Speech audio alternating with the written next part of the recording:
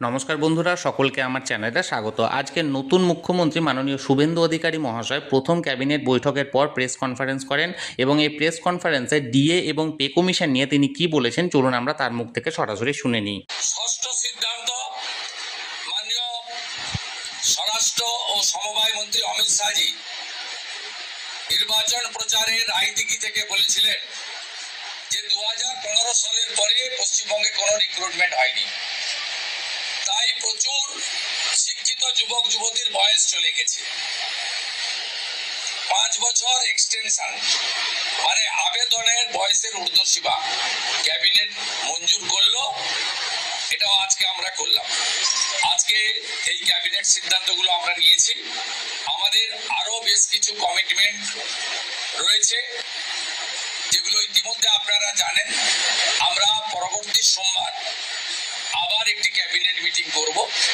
সেক্ষেত্রে আমাদের আরো আমাদের আরজিকর সহ নারী নির্যাতনের বিষয়ে, প্রাতিষ্ঠানিক দুর্নীতির বিষয়ে, পে কমিশনের বিষয়ে, এরিয়া ডি এর বিষয়ে, এই যে বিষয়গুলি আছে আমরা পরবর্তী ক্যাবিনেটে সেগুলো করব। কারণ আমরা আমাদের যে অফিসিয়াল কাজকর্ম দেখে আমাদের খুব বেশি সময় আমরা পাইনি।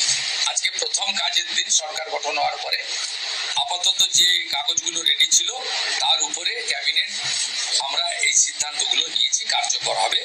আপনাদের মধ্যে বাংলার গণদেবতা জনতা জনার্দনকে আমরা এটা জানালাম। তাহলে বন্ধুরা, মাননীয় মুখ্যমন্ত্রী শুভেন্দু অধিকারী মহাশয় ডিএ এবং পে কমিশন নিয়ে আগামী সোমবার ক্যাবিনেট বৈঠক শেষে সিদ্ধান্ত নেবেন বলে আজকের এই প্রেস কনফারেন্সে তিনি তার সিদ্ধান্ত জানান।